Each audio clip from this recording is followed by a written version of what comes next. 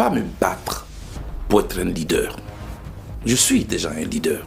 Et deuxièmement, le combat de positionnement, pour moi, se trouve dans ce qu'on porte comme projet, de notre proximité avec le peuple. Quand il pleure, nous sommes là. Nous portons sa voix. C'est en ce moment-là qu'il nous désigne comme celui qui est capable de sortir de sa situation. Voilà comment on devient leader. Et vous savez que ce soit un syndicat, que ce soit une organisation, quelle qu'elle soit, politique, sociale, nous faisons partie du corps social. Nous faisons partie de la Côte d'Ivoire.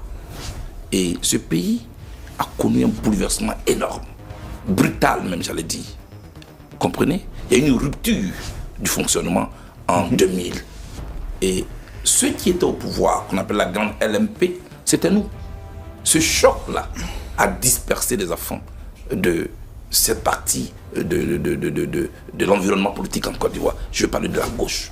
Notre leader, c'est Laurent Gbagbo. Il a été mis en prison. Il était éloigné de son pays.